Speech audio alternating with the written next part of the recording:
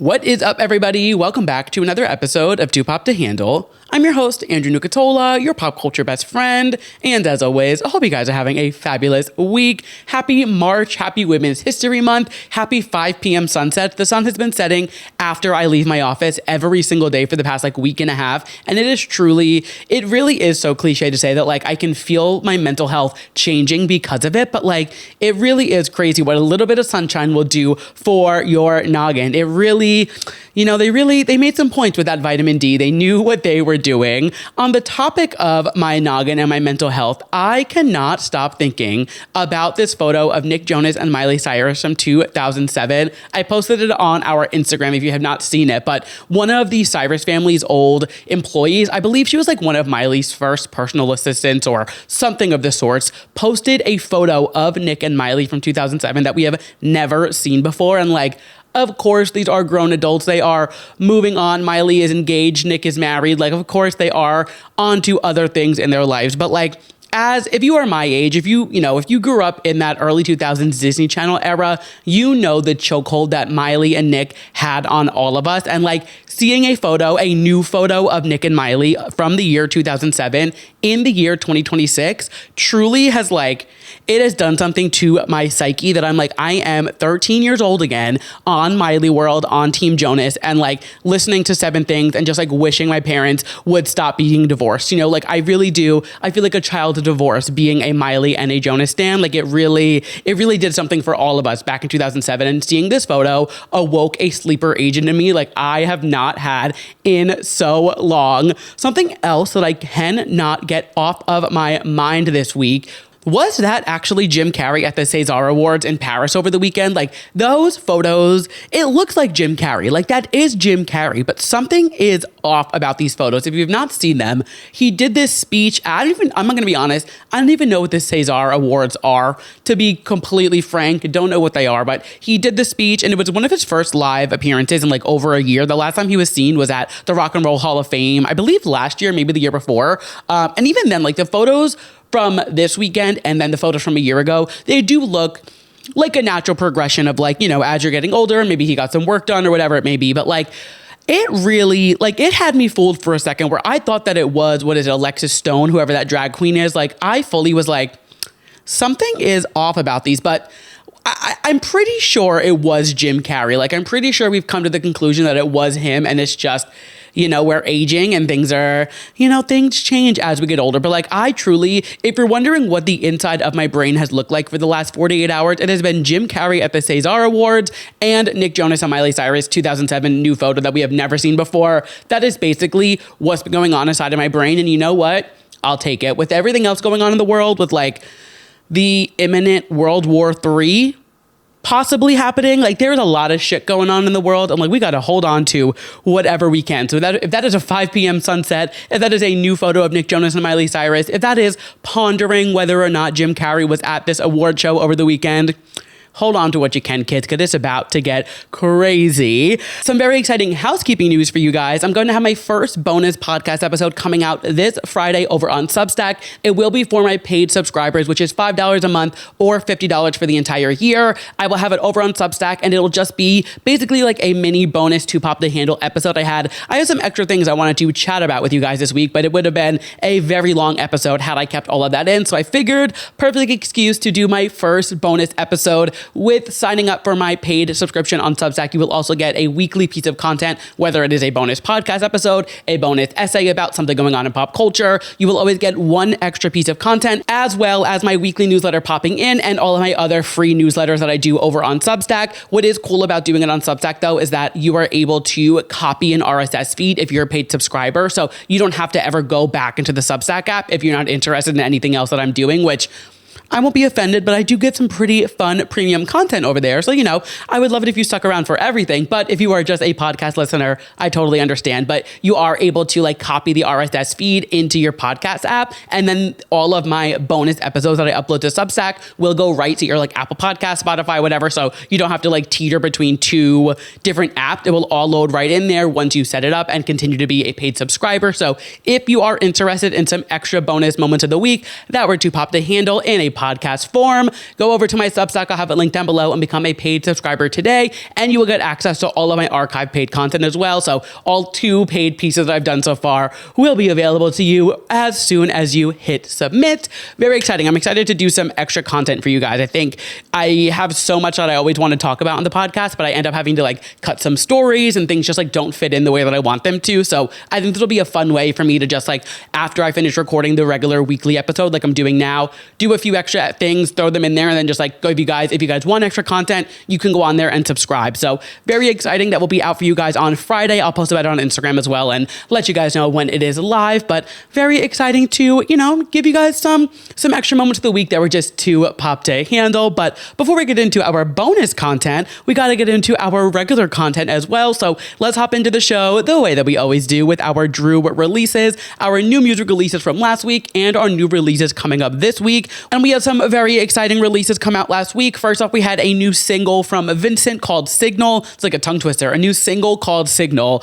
If you're not listening to Vincent, he's this black queer bundle of joy male pop star, which you guys know, male pop stars aren't something that I'm usually subscribed to. You know, I love sticking with the girls. However, Vincent, he checks all of the boxes. His vocals are just, they're always at 100%. Like, they are incredible. They're so smooth. And he sings in this like higher register sometimes that just, it like scratches the right itch in my brain. He is phenomenal. I love this song. All of his music just feels so celebratory and fun, and it's upbeat and exciting. And like I said, his vocals are smooth. The production is great. He's like a bundle of joy in every song that he releases. And I am loving this new single. It is the first single from his new project that he's working on. So I'm really excited to kind of follow this journey and see, you know, what the rest of the project sounds like. But Signal is fantastic. I am so excited to just, again, continue to follow the journey of this new era for Vincent. Next up, we had Bruno Mars, The Romantic. Now, historically, I am not somebody who is seeking a Bruno Mars project. You know, I listened to him very surface level. I loved Silk Sonic. That album is not included in this narrative. I love that album and listen to it to this day. Bruno Mars solo projects, I enjoy his singles. I approach Bruno Mars at a very surface level, tolerance. I was really excited for this album because I really like I Just Might, the lead single. I thought it was really good, really strong. I thought his Grammy performance was great. I think he, as an artist, is very talented and very incredible. But this album just reminded me like why I don't often seek anything further than surface level with Bruno Mars. I just felt bored while I was listening to it.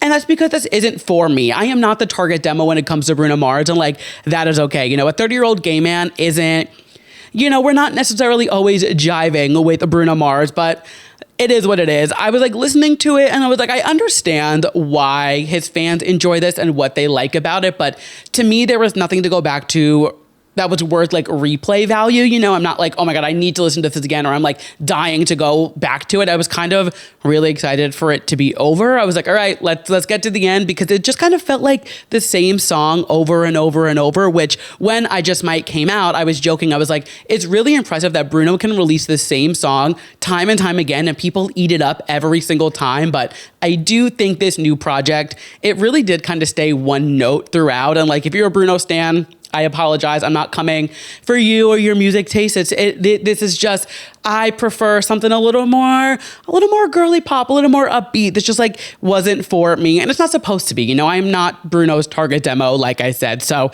The Romantic will not be getting much or any replay value from me, but something that will be getting some replay value for me is Blackpink's new EP, Deadline. Most of it, at least. I really loved the first 3 songs, Jump, Go, Me and My. I loved it. And I listened to this actually right after I listened to Bruno's album. And I was like, thank God this is coming in and like saving my New Music Friday, because I needed something to get me a little more, give me a little more upbeat. And first 3 tracks, incredible. I loved. And then we got to Champion. And it's not that I didn't like it, but I just couldn't help but hear Rachel Platten Fight Song as I was listening to it. Like, the chorus literally sounds like a modern day fight song. And like, that's not a bad thing, but it's also not a good thing. It's a very much just like oh, okay, we're doing this kind of vibe. And it wasn't that it didn't sound good. It just was like not what I'm looking for from Blackpink, the way that Jump, Go, and Me and My were. And then we get to Fuckboy at the end. It was fine, but nothing I'll be revisiting. It was similar to Champion, where I was like, this isn't a bad song, but it's not what I want when I'm looking for a Blackpink song. I want more upbeat. I want, a little more, give me something a little more cunty than Fuckboy and Champion. And when I saw the track list and saw a song titled Fuckboy, I was like, or it's XXXBOY, whatever. I was like, ooh, this is gonna be like a bop. It's gonna be good. I'm gonna be into it. And it wasn't. I was actually reading Brittany Spanos, who is a former Rolling Stone writer. Now she has a Substack that you should subscribe to. It's called BRIT. She was writing about it, and she said that it felt reminiscent of a 2016 Justin Bieber track. And once I read that, I was like, that's exactly what I'm feeling as I listen to this, because I couldn't quite place what it was about the song. And this, I fully was like, it's not for me. However, the first half of it, and actually more than half, there's 3 tracks that I love, 2 that I'm so on. So 3-2 I will take, especially on an EP. Loving those first 3 tracks though. I mean, when Jump came out last year, I could not take it off repeat. I was obsessed with it. So I'm very happy that, we have some other tracks on the EP that still hold up to how much that I loved Jump. But those are all of our releases that I listened to from last week. Coming up this week is a huge one. Harry Styles, Kiss All the Time, Disco Occasionally is coming out on Friday. I cannot wait for this album. I am so excited. We'll talk about his BRITS performance in just a little bit, but I cannot wait for this album to come out. We will chat all about it next week. I cannot wait.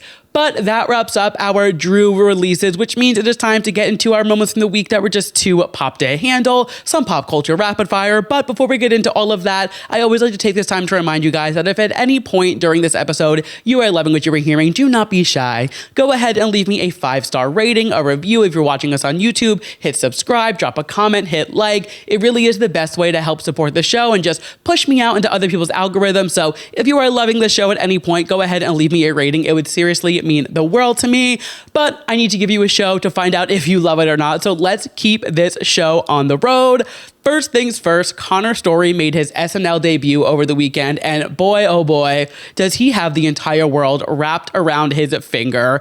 Kicking it off with the monologue, even just from the jump of him coming out and the way that he was so animated, and the way he was switching back and forth from that seriousness to that silliness, and the way that he was interacting with the audience, you could tell he hasn't done many live things, really anything like this to this level, at least. Heated Rivalry, obviously it was huge, but it wasn't in front of a live audience, nor was it live broadcasted. And then he presented at the Golden Globes with Hudson, which they did a good job, but it was 15 seconds. I mean, going on to SNL is such a huge contrast to anything that we have ever seen him do. So even right from the beginning, that monologue really does kind of set the tone for how the episode's going to go. And I thought he did great. I thought it was a really, really impressive way for him to just show off some of his skills. He's able to kind of clock in, clock out of these different attitudes. He would break into the camera and be a little more serious, then be silly again. The audience was cheering or saying things. They brought up Texas and he was like, yeah, go Texas.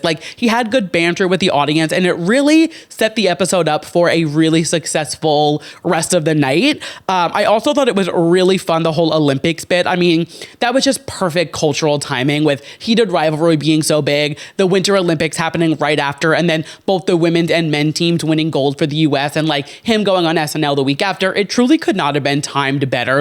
I would honestly argue a conspiracy theory, they planned this a little too perfectly for Connor Storrie, the SNL of it all, the Olympics. This really fell into place a little too perfectly. And the men's hockey team, they needed this PR. They needed something to lift them up a little bit. Now, my main question is, how long is Jack Hughes gonna go on with this I'm missing a tooth bit? It's been 2 weeks now. How long is Jack Hughes going to go without a front tooth? I imagine he has the funds to get a new tooth. He just won gold at the Olympics.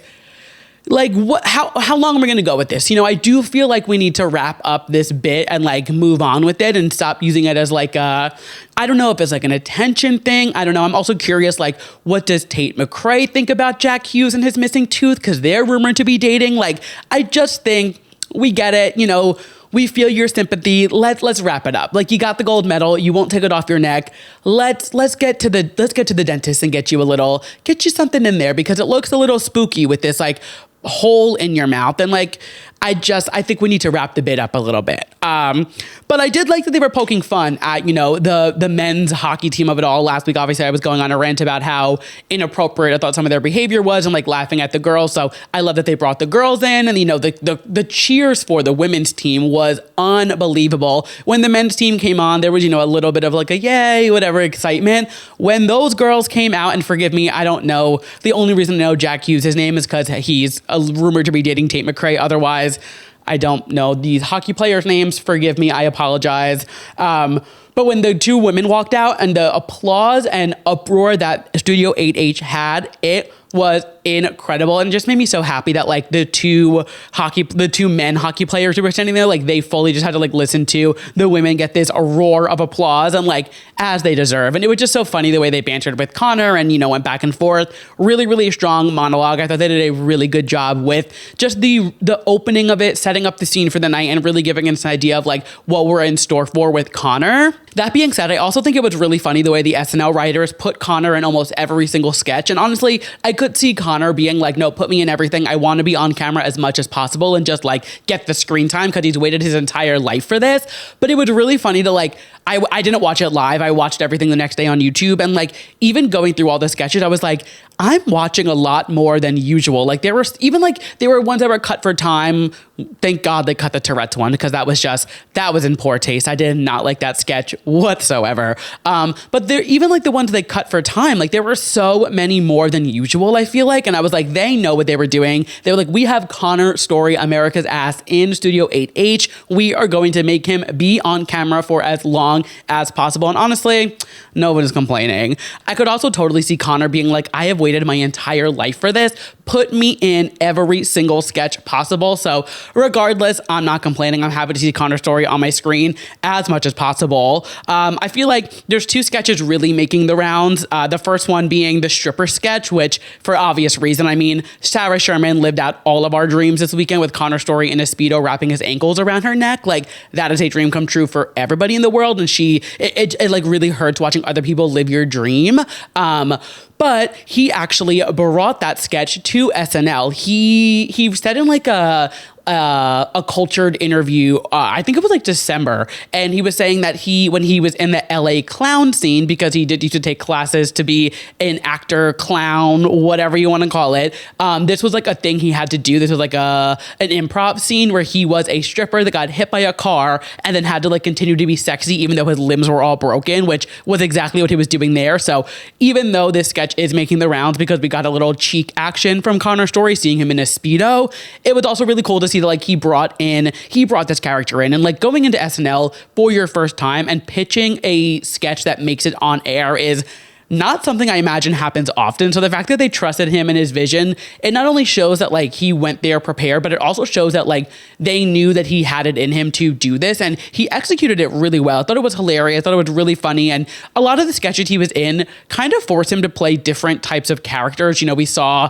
when he did the one with Marcello as the teacher, and he was kind of mocking him. He was doing that like the asshole student vibe, and then we saw this silly stripper. He's like walking around, and they really got him into like a revolving door of different characters, and it really showed off a lot of his different talents, which I think really is what SNL is there for, especially as he said, he's only been a professional actor for like 6 months at this point, and he has been skyrocketed into this level of fame that is so hard to even grasp your head around. So it was really cool to see the way that they really threw him into so many different roles. And I mean, everybody already had all eyes on him. Hollywood's watching him like a hawk there. I'm sure there's casting directors knocking down his door, but if they weren't already, they definitely are now. And then the other thing that's really making headlines is the way that Hudson Williams was also there. They did that sketch where they were like ice skating at Rockefeller Center. I kind of thought that sketch was boring. It was one of my least favorite of the entire episode, I'm not gonna lie. The concept was funny, but it just like didn't hit the way that I wanted it to. But I think the way that they brought Hudson out was so fun, and it was just like very reminiscent of like early 2000s culture when they would have like a sketch comedy show or like a talk show or even like a sitcom when they would have like a celebrity walk on, let's say it's like a Full House episode and they have a guest star who walks in and like the crowd goes crazy. When Hudson walked on onto the camera, the way that the audience screamed for him was so, I was just like, these are true Hollywood stars in front of us, and we didn't know who they were 7 months ago. It is so insane, the pandemonium that is surrounding these boys. And then, if you guys didn't see, Hudson got a little cheeky on Instagram today. I have not stopped thinking about this comment either. Connor posted photos, I believe, from the SNL after party over the weekend. Oh no, I completely missed this. He's officially the face of Tiffany & Co. Very casual. Cool. And Hudson commented, "I'll have breakfast all over your Tiffany's, munch, munch, munch, yum, yum, yum." The two of them are so horny for each other. It is fucking crazy. And they let it happen. They let their freak flag fly. And honestly, I love it. I thought Connor did a great job on the entire episode, honestly. I also love that Hudson was with him at the end when they did the bows. That was really sweet. And it's just so exciting. Again, I keep talking about them in this sense of like, I'm so shocked at how they've rose to stardom, but like they really are doing insane things for the fact that they've only been in the public eye for 6 months. It is really, really impressive watching the way they are handling fame and the way that they are continuing to just like stick by each other's side. I wasn't sure if Hudson was going to show up because this is Connor's big night. And like, I would imagine, if they weren't so close on screen and off screen, like it might not have been the same thing, like if it was Francois, I'm curious if anybody would have been on screen. Maybe I imagine Hudson would have been in the studio, but I didn't think he would go on camera. But I think he did it in the perfect way. It wasn't overshadowing of Connor. It wasn't aggressive or trying to make it about him. They have such a mutual respect for each other, and it is very beautiful. I mean, I guess when you act the way that they acted with each other and saw every single part and crevice of each other within like minutes of meeting each other, I guess you just kind of build a natural respect for each other. But there really is like a sweet best friend brotherhood between the two of them that is very fun to watch. And I just think Hudson being there was so sweet, and the way that they incorporated him into the show, it was just really just a job well done all around. And I think Connor did a great job for his SNL debut. The next moment of the week that was just too pop to handle, Miss Keke Palmer, one of my favorite gals to chat about on the podcast. Keke Palmer is launching an app called Practice by Keke. Editing Andrew popping in, my apologies. It is called Practice by Palmer, which is a new wellness platform. So she launched it actually, or announced it back in December, but there was no information about it. It kind of was just like soft launching it. And then this week she posted that you can now sign up for the wait list. And she said that Practice by Palmer offers low impact workouts, honest reflections, and practices that help you return to your center. It's not just a place you enter, but a method you carry, one you can take into your body, your home, your work, and how you move through the world. She goes on to say, "This is born on an endeavor to reconnect with myself. These are the tools and the routines I have woven into my life, aiming to reconnect with myself in a steady and sustainable way. Finally, I'm able to share them with you. I believe you deserve wellness that fits your life, your rhythm, your rules. That's the practice." I think this is a really smart move for Keke, considering like she really does it all. I mean, she's a mom, she's an actress, she's a singer, she has a podcast, she's a producer, she hosts talk shit. Like she really does it all. So I often wonder, like, does Keke Palmer have the same amount of hours in the day that I have? Because it doesn't feel like it. So her doing this app, obviously, you have to consider she is very wealthy and she can pay people to do a lot of things that we can't do every day. But there is something to admire about her work ethic. And I think something like this that just shows, like, if you take 5 minutes for yourself a day, whether it's a workout, whether it's a breathing exercise, or just maybe there's a journaling prompt or something, I think there's going to be something in here for truly everybody. I think this is really smart because, like I said, her work ethic is so admirable. She really is always doing everything. So I think this will be a nice way to remind people, like, hey, you do have 5 minutes in your day to just take a breath and relax and like connect with yourself. And I'm curious the cadence in which Keke's going to be involved with the app post-launch. Like, I wonder how often she'll be, if she's leading the workouts, if she's leading the guided meditations, whatever they are. Like, I'm curious how often she will be actually the face of the app, or if they're going to hire people, hire professionals to be your regular Pilates instructor, your regular breathing mentor, or things like that. I'm curious to see the cadence in which Keke stays present post-launch. I know she just launched a Fabletics line, which goes perfectly hand in hand with this app. And, there's like a synergy to it. It makes makes sense, which really is reminiscent of Keke's entire career. I feel like everything she does really does kind of feed into each other, and this now kind of just takes it to that next level. And it does open up a lot of doors for her to go into more wellness and more lifestyle branding. So, she's done so much entertainment stuff. She's a producer, she's a singer, she's an actress, she's a this, she's a that. And now this kind of opens up if she wants to do, I don't know, if she wants to be on her Goop shit, if she wants to be in her Lemmy shit and like make vitamins or make this or that kind of thing, she can kind of carve out that avenue through this app and kind of use this as the launch pad for that. Or if she just wants to use it as like, hey, this is what I do to keep myself sane every day while I'm juggling 19 projects, you should do it too. Like, I think there's many different altitudes in which she can go with this project. But I think this is a great move for her. I think it's really smart. And honestly, when you think about Keke Palmer, like she's a Nickelodeon and Disney Channel kid hybrid. She had True Jackson VP and she was in Jump In. Like she was really doing every network, juggling everything. So she really is built different. Like she is a hybrid of a child actor, and she had just continued to grind and hustle for years and years and years. And like watching her evolve into now her podcast just launched their 3rd season and that's so successful, and seeing she's starring in Peacock's new show The Burbs. I'm like, how do you have the time of day? And then I remember like she grew up with Disney Channel and Nickelodeon as her boss. Like, of course she finds the time of day. She grew up in the craziest time for child actors. It really should be no surprise to any of us, but I will always be in awe of Ms. Keke Palmer. The next moment of the week that were just to pop to handle, we had the Actor Awards over the weekend, which are previously the SAG Awards. I'm going to keep calling them the SAG Awards. Honestly, I don't understand this whole actor award.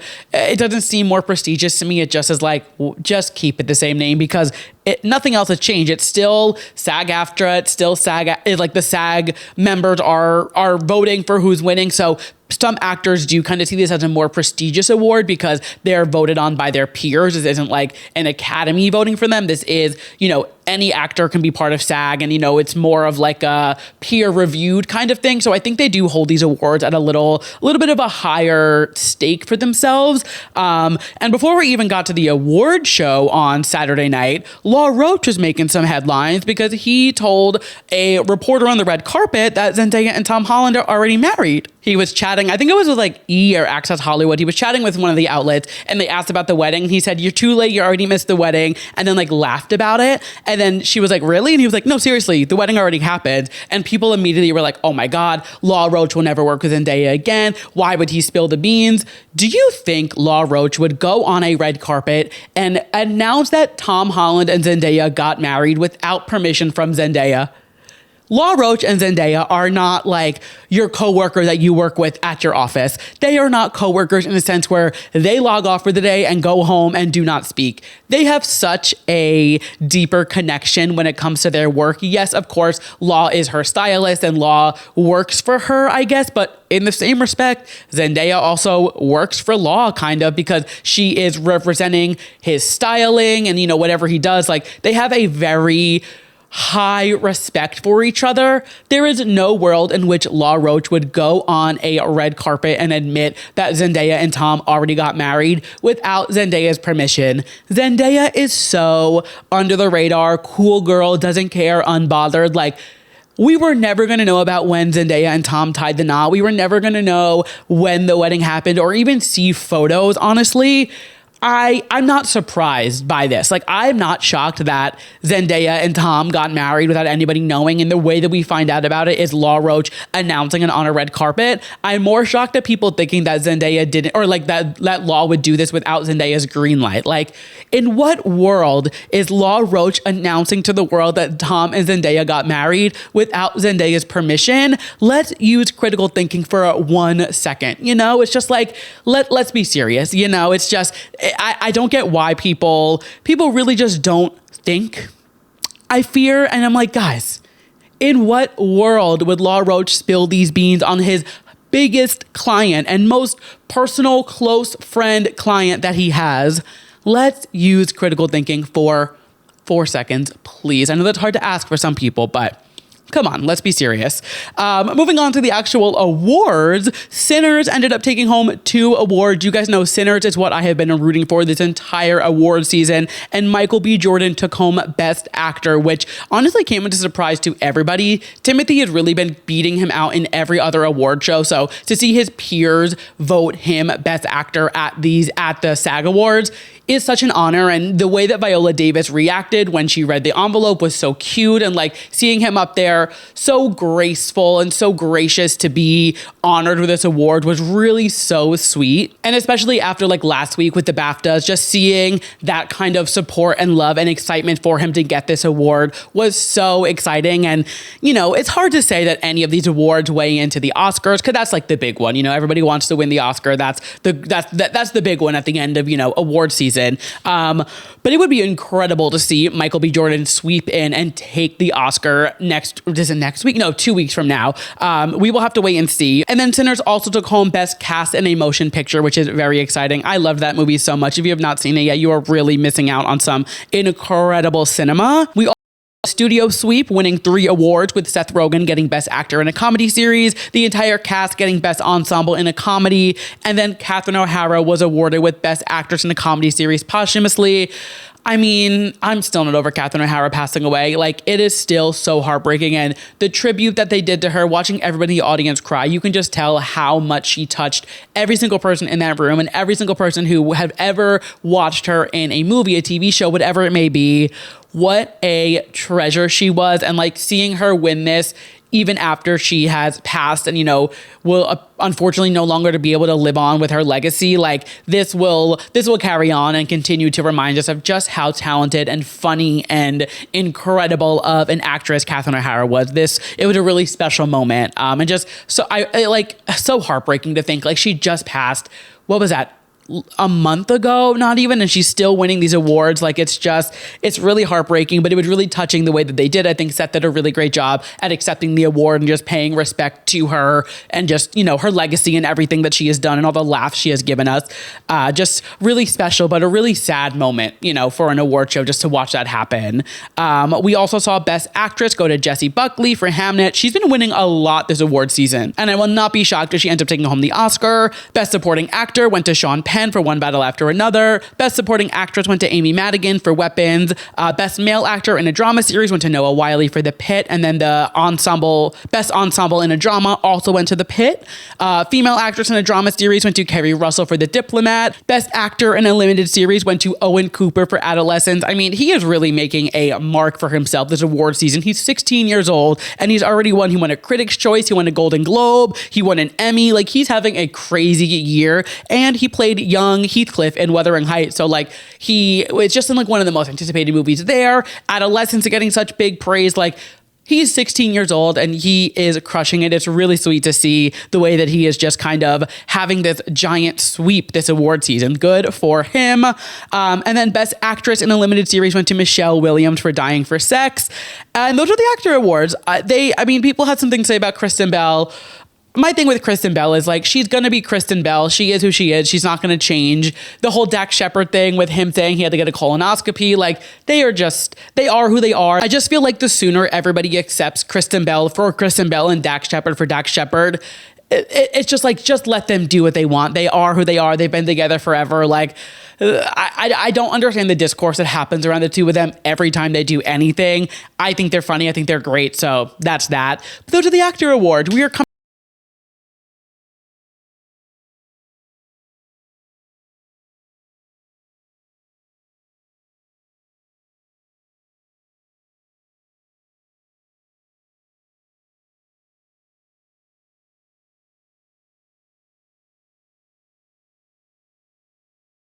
winding down through this award season. However, we did also have the BRIT Awards over the weekend, which is basically the Grammys, but in the UK. And let's be real, I'm watching the Brits for the performances. You guys remember I was gushing about Jay's performance last year at the Brits. It was truly still one of my favorite award show performances I have seen in the last probably 5 years. It was incredible. Sabrina Carpenter gave a great performance a couple years ago. Like, the Brit performances are always so top notch, and they were great this year, but it is an award show. So some of the people who won this year, Olivia Dean swept. She took home 4 awards, including Album of the Year, Artist of the Year, Best Pop Act, and Song of the Year for her collaboration with Sam Fender for the song Rein Me In. I mean, it is Olivia Dean's world. We are just living in it, so it seems. I mean, winning 4 awards at the Brits this year after she just won Best New Artist, truly incredible. She had an incredible 2025. She's going to have an even more incredible 2026. Pink Pantheress won Producer of the Year, making her the first woman and the youngest artist ever to win the award. So very fabulous to see Pink Pantheress making waves the way that she is. Lola Young took home British Breakthrough Artist. Rosalia took home International Artist of the Year. And Apathy by Bruno Mars and Rosé won International Song of the Year, which I was still shocked that they did not win a single Grammy. So I'm glad the Brits had some sense, because that song was everywhere and it went home empty-handed after the Grammy. So very happy to at least see that the Brits awarded it, because though it wasn't my favorite song in 2025, it was everywhere and truly inescapable. So seeing it win a Brit at least kind of, it gives us that there. But like I said, we are here for the performances, and boy, oh boy, were these performances great. They kicked off the show with Harry Styles' first performance of this new era. He opened the show with the performance of Aperture, and he just looked so excited to be back on that stage. Like, he truly, you could just tell how happy he was to be performing, to be ushering in this new era, and just back on the stage doing what he loves to do. I thought the auto-tune moment he was doing was really fun. He was kind of like going in and out of like him singing, and then he would like take the mic away and it would play this like auto-tune track of it. It was just like a fun way to give the song a different life while he's doing it live. I also thought that the choir for the pre-chorus was so fun. He did it, I want to say, throughout the entire song, but obviously the first time we hear it is the first pre-chorus. And when they came in, I was like, whoa, this was cool. It was like a fun way to kind of level up the song. And that's really what I felt like this performance was. It was a leveled up version of Aperture, which did kind of come and go in sense of like the mainstream culture. I feel like it had a big moment when it first came out, and then it kind of fizzled from there. But I do feel like this kind of gave the song a second life. And I'm really thinking after the album comes out and, the excitement of that, I think is going to kind of have a resurgence. And it was kind of giving me, this performance kind of gave me like the Grammys performance of As It Was, with all the people walking in the circle. Like, gave that same kind of vibe. I don't know. I was into it. People are having a lot to say online about it, about the dancing and this and whatever, but I thought it was great. I thought it was fun.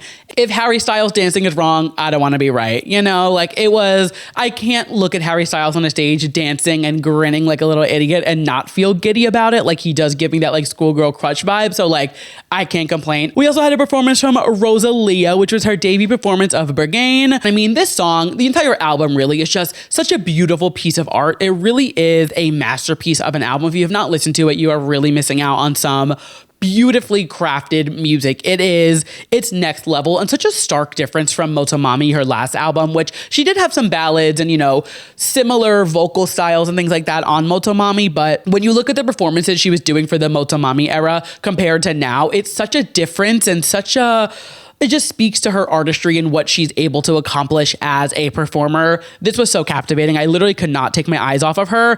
And then she has Bjork come out, which Bjork has not done an award show in I want to say 12 years, I believe I read. And seeing her come out for this, you can just tell this was special for so many different reasons. For Rosalia having her come out and doing this whole thing, for Bjork to make this appearance for Rosalia, you can tell how much she loved being on this project and how much she respects Rosalia as an artist. And she does not come out of the house. It's very much like Lauryn Hill. Miss Lauryn Hill does not set foot on stage for anyone.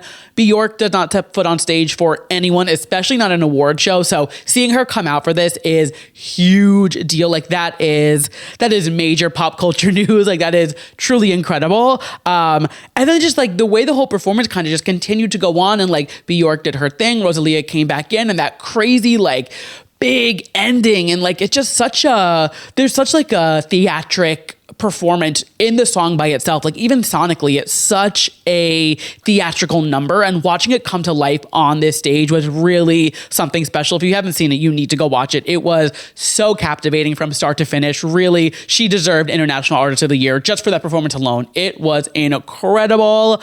Speaking of incredible, Miss Olivia Dean, they were just such a joy about watching Olivia Dean perform live. Like, she loves what she is doing. She is so proud of herself, and you can tell every single time she steps foot on that stage. And I love that she doesn't force it. You know, there's not this like forced kind of pop star vibe to her. She's not bringing out crazy dancers or sparklers or lights, which I love. I love a big performance. You guys know that. But like, Olivia Dean really does go on that stage with nothing but a cute little dress, the most gorgeous head of hair you've ever seen in your life, and just captivates the entire audience. She has an insane stage presence, and it's so cool to watch her kind of just, I mean, she's been, you know, around for a while, but this is really like the beginning of this era in her, you know, this part of her career, and seeing it kind of snowball over the last few months with the Grammys performance and now this, and she just keeps kind of going and leveling up and up and up, and like she has her tour coming up this year, which is going to be major. I just, watching Olivia Dean is really,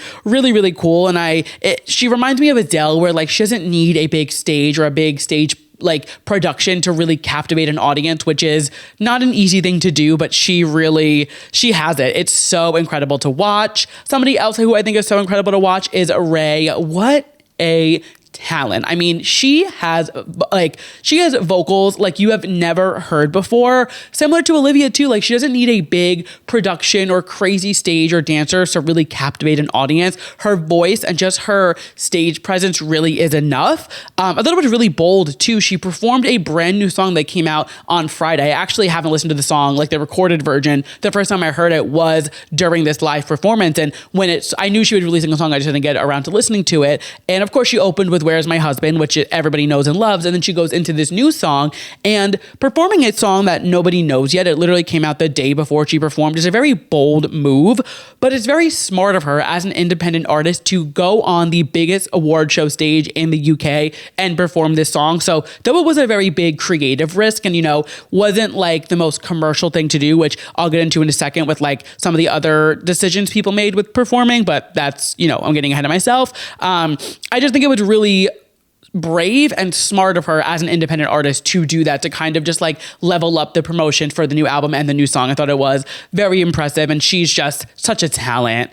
We also got a performance by Mark Ronson, which was my favorite of the entire night. It was unbelievable. He was accepting the award for Outstanding Contribution to Music, and his performance that went along with this award was unbelievable. Like, you forget how many incredible hits that Mark Ronson has under his belt. He has truly produced some of the best music out there. And like, this performance was such a beautiful way to fully just encapsulate everything he has done. I mean, having Ghostface Killah come out, Dua Lipa coming out, the whole Amy Winehouse part, it was incredible. And just watching him behind the DJ booth and like being a true disc jockey, he had actual records on the turntables. He was spinning them. He was, you know, doing his whole little DJ thing.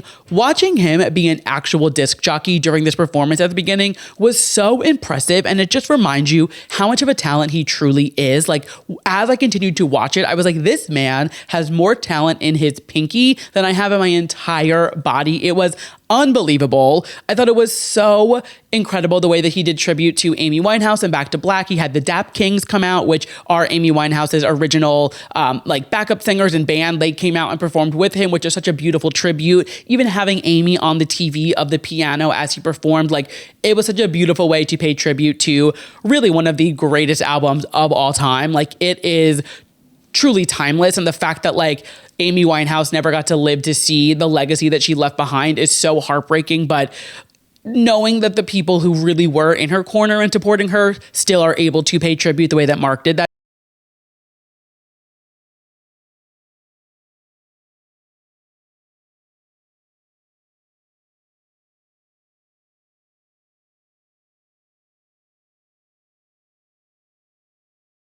she looked fabulous. All those vacation days she's been taking are really paying off. She was just having so much fun up there. Everybody was. It was such a celebration of not just Mark Ronson, but of the music he's made. Even when you looked at like the stage, they had all the different vinyls and the records that he has been a part of. They had Bruno up there, Miley up there. They had so many of the just truly remarkably iconic albums that he has touched that have truly gone on to make history up on that stage with him. He was performing his hits. It was phenomenal. And I did not think Mark Ronson was going to be my most memorable performance of the night, but like he ate that stage up. It was unbelievable. You guys need to watch it if you have not watched it yet. And then rounding us out, we had Somber. I thought he did great. I thought the little bit with his security was funny. I wish he performed Homewrecker, similar to like what I was saying with Ray. Ray performed a brand new song, and Somber's song Homewrecker has been out for almost a month now, and he still performed 2 songs from his first album. So I was kind of let down. I wanted him to perform something new, but it is what it is. He still sounded great. And then we had Alex Warren, who is such a talent. And I mean, after his whole mix up at the Grammys with his earpiece not working and him being like offbeat, I'm so happy he had such a knockout performance at the Brits. But I do have to say, similar to Somber, like we got to get a new song in the rotation. Like this needs to be the last time Alex Warren performed Ordinary, because I'm tired of it. Like it has been every award show since last year.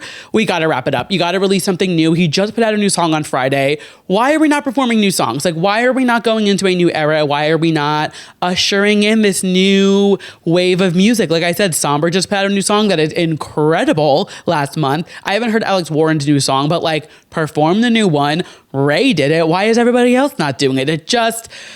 and like Olivia Dean could perform Man I Need all she wants because she hasn't released anything new. If they're not releasing anything new, perform your old shit. I don't care. But like Somber and Alex Warren have both put out brand new songs in the last month. Why are we not performing them? Why are we singing the songs you've been singing for the last year? Maybe it's me, maybe I'm biased, I don't know. But I would have loved to see some new songs being performed on those stages. But you know what? They still both did great. They're both such talents that like, it is what it is. But let's switch it up. Let's change things up. We also had performances from Huntrix, Wolf Alex, and we had an Ozzy Osbourne tribute. Kelly Osbourne making some news this weekend from her appearance. Very scary. I'm not going to come on here and talk about somebody's appearance and, knock somebody while they're down, but I hope she is being taken care of, and I hope the right people are in her corner taking care of her, because she definitely didn't look the healthiest. And it's sad. And she even came out, she's like, I'm in the darkest part of my life. Like, you guys need to cut me some slack, which I totally understand. But I just hope she has the right people in her corner right now, really taking care of her, because she didn't look great. And I understand. I mean, her dad just passed. Like I said, I hope she has the right people in her corner right now, protecting her, because she definitely needs it. And like I said, I'm not gonna dwell on somebody's appearance. Everyone goes through shit, but it was a little scary. I'm not gonna lie. And moving on to our final moment of the week that was just too pop to handle. The new RHONY cast is here, and I just felt like we would never see the day. So we already knew that Erin, Sai, and Jessa would be returning, and we knew that Kara Raswell would probably be a friend of, but it has now been confirmed that Kara Raswell will officially be back as a friend of, which I never thought we would see the day that Kara Raswell was back on Bravo to this degree. Like, she was at BravoCon, she went to Watch What Happens Live, and we knew she would probably be back in Bravo in some degree, but I did not think as a friend of, or like anything, like I thought it was going to be like maybe she's in one episode, or I thought it was going to be before we knew that, The Golden Life with all the OGs, the show that Jill Zarin got kicked off of. I thought she was going to maybe be on that or something. Like, I didn't know what it was going to be, but I figured she would be back in the Bravo universe in some capacity. I never thought in a million years we would see Kara Raswell back on Bravo, even as a friend of. So I, for one, am thrilled over this.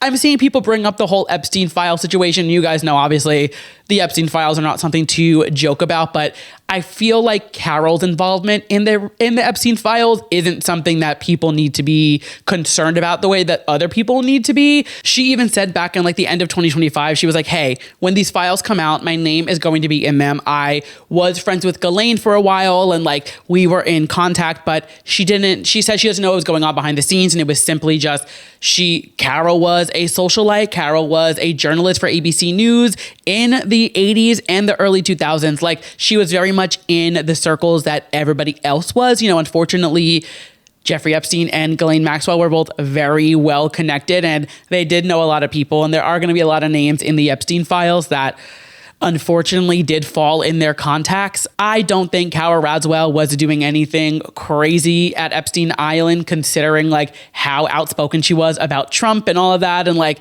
I think it was just a series of unfortunate events that like she got wrapped up in a friendship in that situation. But I don't think Carol's involvement in the Epstein files are what, you know, to the degree that a lot of other people in the Epstein files should be held to. I think it is. And again, she was very transparent. She was like, hey, I'm going to come up in these. I know I am. I was friends with Ghislaine. Like, that's my biggest tie to it. It's not anything else. Like, it's not deeper than that. She also was married to John F. Kennedy Jr.'s cousin. Like, she was very well connected and still is very well connected. So, of course, I don't turn a blind eye to it. I'm not like kissing the ground she walks on. However, I am very excited to see Carol back on my screen in RHONY. I feel like this is what we need on this show. And we also, like you guys know, we are getting new cast members and they have all been announced. So the first one is Haley Glassman. She's the one making a lot of news right now. She is most notably known as being John Gosling's ex-girlfriend, which I was obsessed with John and Kate Plus 8 back in the day. Like, it was truly my favorite show. I loved TLC growing up, and John and Kate Plus 8 was truly prime television. And this is the woman that John dated right after his divorce from Kate. And it was extra scandalous because her dad is like a very well-known plastic surgeon, and he's the one who did Kate's tummy tuck after she gave birth to the sextuplets. Yeah, sextuplets. So like, it was very scandalous there. And she just works in PR. She's like a PR professional, but she is making a lot of headlines right now after the announcement because Claudia Oshry, who hosts the Toast podcast, who I have my own opinions on, and, you know, I'll keep them to myself. However, she revealed some very non-favorable DMs from Haley talking about her weight and kind of fat shaming her.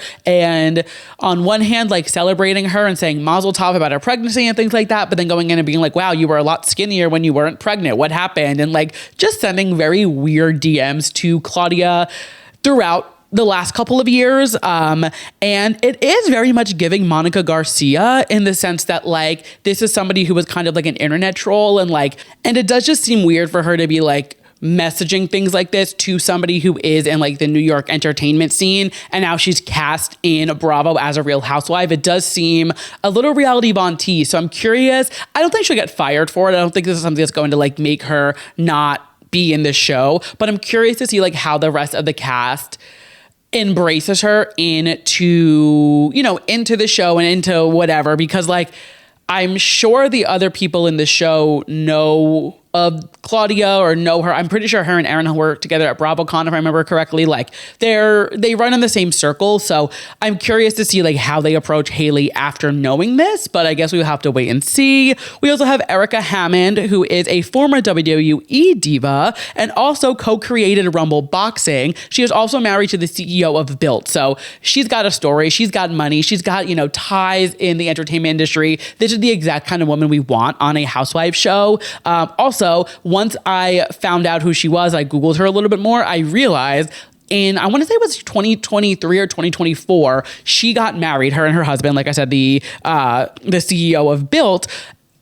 Their wedding, I remember seeing these photos on like People magazine or Us Weekly or something. They got married like at the Great Pyramids in Egypt. And like, it was truly one of the most insane weddings I have ever seen. I remember looking through these photos being like, how do you have this much money? That is now this woman who will be on RHONY every single week. So I am very excited to see her in this whole mix. And then the third cast member is Daisy Toy, who is a makeup artist to Martha Stewart and some other celebrities as well, but Martha's like her main client. So another just like fun person to throw into the bunch. Daisy and Erica make a lot of sense. I am curious how Haley weaseled her way into this, like, especially considering like, it's not like the last thing she was really relevant for is dating John Gosling, which I don't know the last time he was even relevant. So for his ex-girlfriend to be relevant now, I'm like, how did you weasel your way into this? But I'm curious and excited to see what she brings to the show. But I am excited for RHONY. You guys know I loved season 1 of the RHONY reboot. Season 2 was definitely a little dicey and left a sour taste in a lot of our mouths. And it wasn't that great. I literally stopped recapping it on the podcast because I was so bored with it. I am excited for this season to see what they do, how they approach it. I know cameras go up this week, so very excited for that. We'll recap it with caution when it comes back on, because I don't want to be like, I'm going to recap it every week, because if I don't like it again, I'm not going to recap it. It's just no fun. But very exciting to see Carol back. Very exciting to see, I did love Erin, Jessel, and Sai, so I'm happy that they're all back. I will miss Jenna Lyons. She didn't bring much to the show, but I just enjoyed her storyline. Thought she was very interesting. But she gave it a shot. She tried for 2 seasons, which I did not think she would even last for 2 seasons. So happy to see, she is on to whatever is next in her endeavor. And I am very excited for Kara Raswell back on our TV. Speaking of TV, it is time for our TV recap. We are recapping RuPaul's Drag Race. Now, I did miss last week because I didn't watch it on time, but I did catch up. It was Snatch Game of Love Island. I like this a lot. I thought it was a really fun way to switch up Snatch Game. Do I think they need to do it for every season? No, but I thought it was a fun way to just kind of spice it up. And it was fun to watch the girls have to deal with this curveball. They really like to keep these queens on their toes, and that is exactly what they did. The winner was Nene Coco, which I think was so well deserved. Nene is my front runner for the season, so very happy to see her get a win under her belt there. And then the bottom 2 were Kenya and Mia. Very sad to see Mia go home, especially with Kenya sending her home, because I do think Kenya has had a worse track record and has gotten more critiques from the judges that deserve being sent home, but it's the way the cookie crumbles. Then this week we had the Rusical, which was Fanny the Hard Knock Ball. I loved this episode. I'm getting ahead of myself. We start off the episode. I loved this mini challenge. They did this for the last few seasons where they have all the queens have to who's most likely to do this? Who's most likely to do that? I just think it's fun. I especially at this point in the season, the queens all know each other very well, and they're able to be a little shady with each other because there is this sisterhood that they've built. And I love seeing what everybody thinks of everyone and if the queens are on the same page. I mean, everybody was saying Athena for the first 4 of them, so clearly everybody was on the same page there. Also, that was kind of foreshadowing, but we'll get there. But I just like these challenges because it kind of gives you an idea of who the queens are, what they're feeling with them all, how well do they know them, how well do they know each other, where they're going to vote for each other and vote the same way, because that is the name of the game. It's whoever, if you vote for the queen who has the most votes, you get the point. So it's fun to see if the queens are all kind of on the same page and know how each other's going to vote and things like that. So I love this mini challenge. It doesn't really require much skill, but it's always fun to watch. And then we get to the Rusical and the casting. These queens, they might be the most indecisive and hard-headed group of girls we have had in a long time. The fact that they could not decide who was going to play who. Nene and Mikey are fighting over Annie, and I'm just oh my God, every single time these girls are faced with having to cast something, it is truly impossible. I hope we have no more casting because I cannot watch these girls sit on those couches and fight over a role one more time. We've got to hang it up. I cannot do it anymore. That being said, Mikey ends up winning and gets the role of Annie, and Fanny, I should say. Thank God, because she absolutely crushed it. I am so glad she fought for it the way that she did, because I think she did such a knockout job in this performance. She stole the show every time she stepped on stage. She really was incredible in this role. I thought she was fantastic in this role. Somebody else who was also fantastic in their role, Darlene playing her dog. Incredible casting. This was a perfect way for Darlene to approach the Rusical. She could not have gone a better route with this. It was so funny. Her outfit was so cute. She had the mannerisms for it. It was perfection. I love Darlene Mitchell. She could do no wrong in my eyes, truly. I adore her. Next up, we had Kenya, who I also think was perfectly cast in this role. She knew the role. She knew who this person was. She knew how to be, the head of the ball, the announcer of the ball, and just bring that energy to the stage. It was seriously incredible. And like I said, though I do wish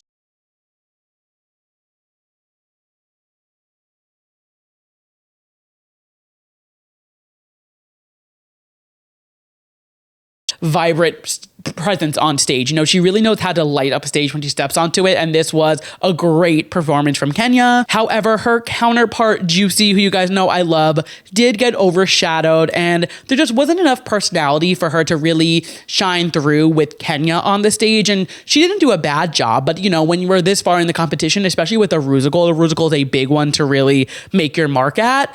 You really got to show up and show out. And I do think Juicy kind of got swept to the side with this, which is unfortunate, but it's got to happen to somebody.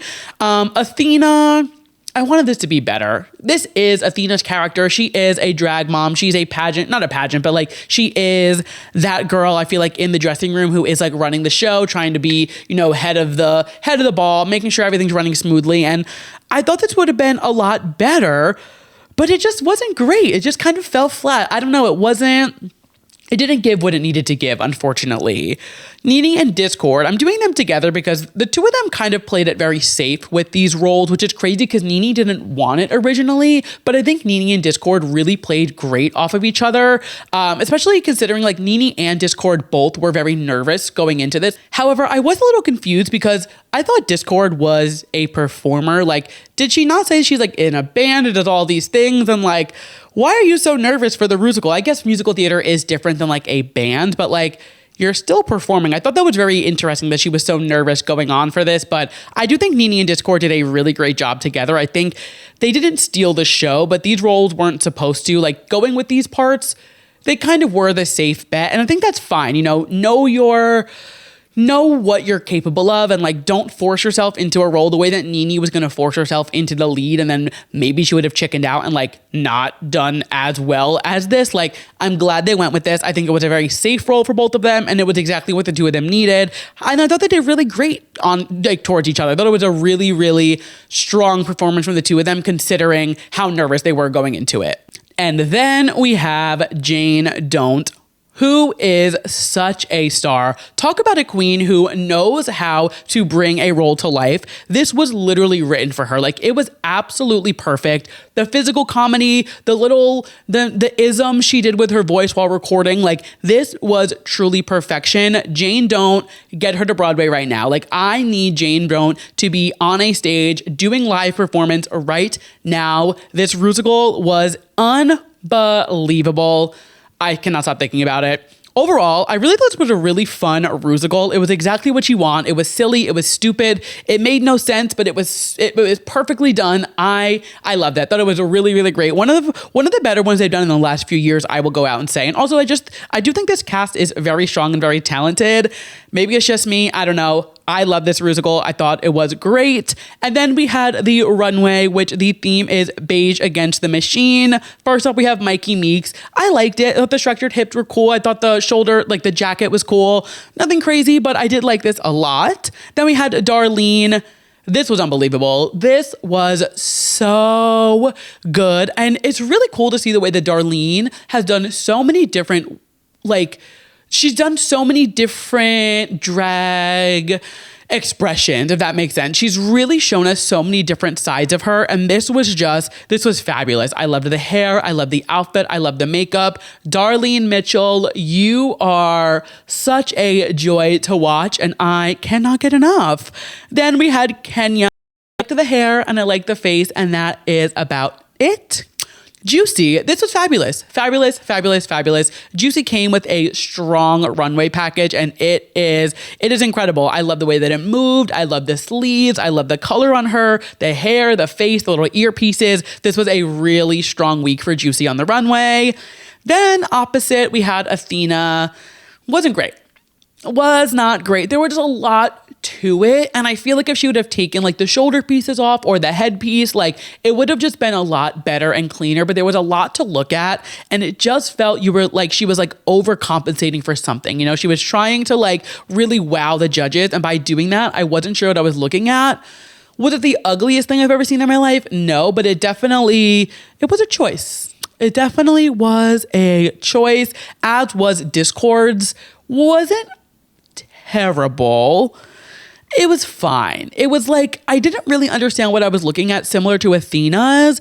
And I just was like, what was the sketch? What was the original idea? Like, how did you execute this? And who did you tell to bring this to life? Did you make it yourself? Did you give it to a designer? Like, how did this go from pen to paper to real life? And what was the end goal? Because I don't quite get it. But you know what? It's not for me to get. I'm not a drag race judge, so it is what it is. Next up, we had NeNe Coco. I love this. The hair, the suit, the shoes, everything about this was fantastic. And then, speaking of fantastic, Jane Don't. This was gorgeous. This was fabulous. She looked rich. She looked glamorous. The fur, the way that it the big thing around her neck. This was incredible.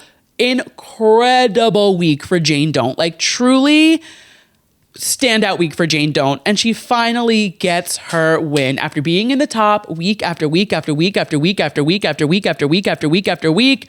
Jane Don't wins the Rusical. And now, of course, this is her second win of the season. So she was complaining that she kept being in the top and whatever, she wasn't winning, but she did win. What was that, episode 1 or 2? She won very early in the season, but it's been some time since she did win and she has been in the top. So though her complaining was a little annoying, and she even made that whole bit on Instagram today about herself being annoying, which we love self-awareness. But this was a standout week and she absolutely deserved this win. And then the bottom two is Athena Dion and Juicy Love Dion, which is gaggity gag, giggity gag, giggity gag. This was a show. This was a show. I mean, a grandmother and her granddaughter going at it. Like Athena and Juicy are literally the two that everybody has been waiting for to watch go against each other. And this was worth every second of the wait. I love the song. It was, Selena Gomez, Gracie Abrams, Call Me When You Break Up. I love this song. You guys know when this came out, I was like, I did not expect to love a Selena and Gracie song as much as I do, but I love that song still to this day. I wish we got a better song for them to lip sync to, a little more cunty, a little more cat. You know, I wanted a little more like, a little more something, maybe a Dua Lipa, maybe a Beyonce, or something more. However, it was very sentimental, like the meaning of the song and the waterworks fit. It was very sad. And I really wasn't sure how this was going to go. Like, I didn't know if Juicy was going to just like throw in the towel and give it to Athena and be like, I got to respect my elders or whatever. But Juicy delivered as she does. And like I keep saying, nobody is safe when you are lip syncing against Juicy Love Dion, not even her own drag grandma. She held nothing back. She is such a performer. This was great.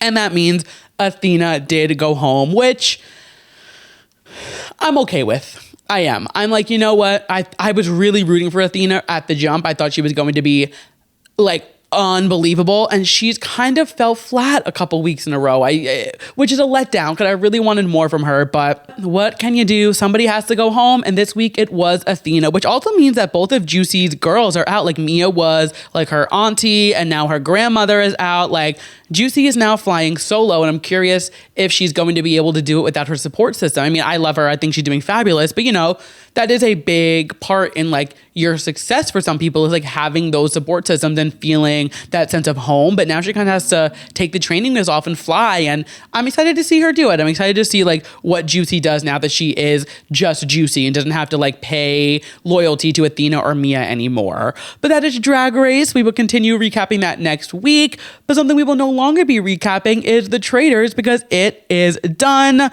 The finale of this show. It was so good. It was such a good finale.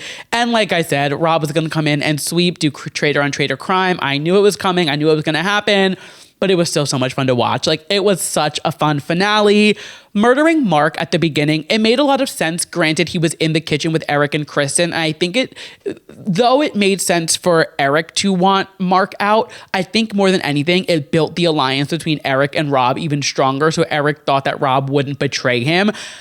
Granted, we all know how that worked out, but I think this was a really smart move on both of their parts. If you guys are watching on visual and you keep seeing me get stuck on my mic stand, I don't know what is happening, but the wire for my soundboard keeps getting stuck on my mic stand tonight. This never happens to me, and my mic keeps like attacking me. I'm like, what is going on? I don't like this behavior. Usually we're so well behaved. I don't know what's happening. Anyway, back to the episode. Tara was truly fighting for her life, the same way I'm fighting for my life with this fucking mic stand. Tara was fighting for her life trying to get Eric out, and honestly, I thought she was going to do it. I thought she was going to convince Maura and everyone to fully turn on Eric, but it did not happen. And unfortunately, my guy Johnny Weir was banished from the castle, so it was obvious that Tara was going to be next. I mean, it's basically like knocking over dominoes at that point. Johnny's out, Tara's out next. And the way that all of this unfolded at like that fight, what was it, the fire of truth or whatever they call it, this was so wild to watch. Like I said, it was obvious we knew Tara was going to go next. Like that was definitely it, because Maura and Rob have their alliance. Eric thought him and Rob had an alliance. Like there was clearly a a very obvious choice, and it was Tara going first. So we see that happen. We knew that was going to happen. No shock there.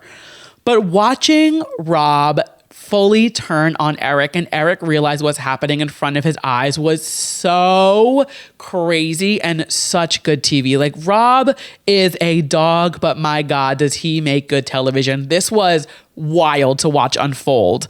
And then watching Maura literally sit there and think Rob was lying to her and like waiting for Rob to say psych broke my heart. Poor thing. Like, Maura needs therapy for what Rob put her through at that final scene in the Traitors. Poor fucking thing. That was heartbreaking to watch, but like, you gotta give it to Rob. He was, if not the best, one of the best Traitors we have ever seen on this show. He had those bitches fooled in that castle, and he ran that thing like an army until the very last day. From day one until the last day, he was a traitor. He was fully dedicated to his game and knew what he was doing. And like, this was a really, really incredible game.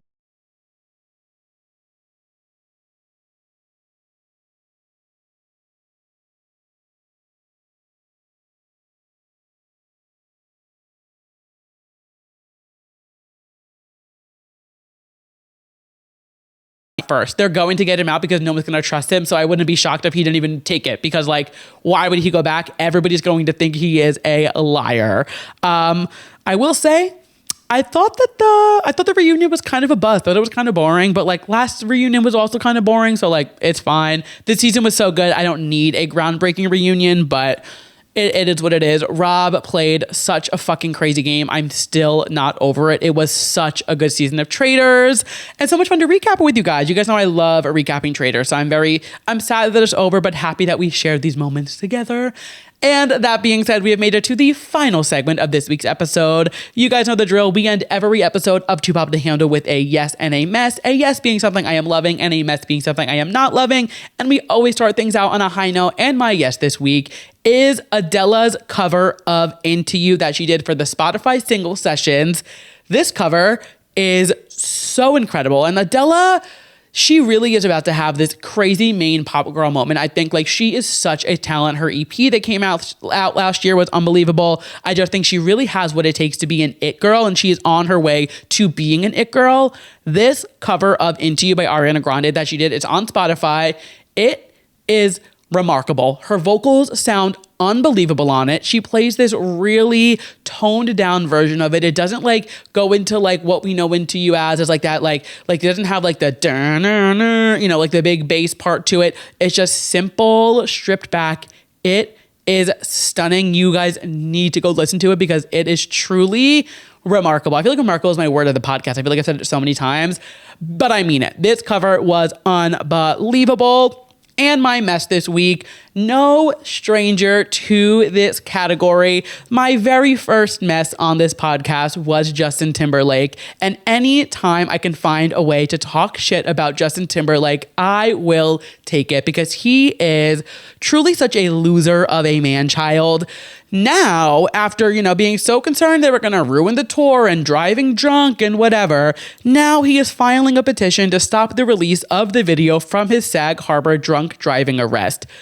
There is nobody who is a bigger loser in this world than Justin Timberlake, and I mean that. I think he is such a crybaby loser. And like, you drove drunk, my dude. You are Justin Timberlake and have all the money in the world to get a driver, to have somebody drive you around, and you chose to drove drunk, and now you're scared about your image being hurt and being like I forget exactly what he said, but he was like, it's going to be like basically saying he's going to be like, it's going to be a defamation of character, whatever the fuck he said. I literally was like reading the article and I was like, I'm losing brain cells because I can't deal with reading about this man because he just enrages me. He is such a loser, and now he's like, I don't want the video to come out to embarrass me. You shouldn't have drove drunk, you fucking idiot. Like, don't drive drunk and you won't be embarrassed. What are you getting at? And being from Long Island and being from Suffolk County specifically, the cops are probably going to side with him because the cops are pigs and they're going to, fully just be like, oh, it's fine, whatever. But God, find me besides Donald Trump, There are some other people who are bigger losers than Justin Timberlake. You know what? I will give that to him. But he is up there. He surely up there as just a man-child loser. And I will take any opportunity to talk shit about that man because, ooh, I can't stand him. I can't stand him. And that being said, we have made it to the end of this week's episode. Thank you guys so much for listening to this week's episode of Too Pop to Handle. If you liked what you heard and you're listening to us as a podcast, go ahead and leave me a 5-star rating. It would seriously mean the world to me. If you're watching us on YouTube, make sure you hit subscribe, drop a comment, hit the like button, all the things except dislike and unsubscribe. You guys know the drill by now. Friendly reminder that if you are in New York City or in the area and want to come see me do a live show, I will be at Grove 34 in Astoria on March 21st discussing how Jay-Z cheating on Beyonce led us to Cowboy Carter. Tickets are on sale now and will be linked down below. It's going to be so much fun. I hope to see all of you guys there. And of course, if you would like extra moments of the week that were Too Pop to Handle, this week you get an extra bonus episode over on Substack on Friday, or you can just go subscribe to my newsletter for free and get my weekly newsletter popping in sent to your inbox every single weekend, and just get extra pop culture moments of the week that were Too Pop to Handle delivered right to you. And if all of that is not enough, you can always follow me on social media at Andrew Nucatola or at Too Pop to Handle across all platforms. And with that, I will catch you guys next week or on Friday if you feel ever so inclined to come subscribe to my Substack. Bye.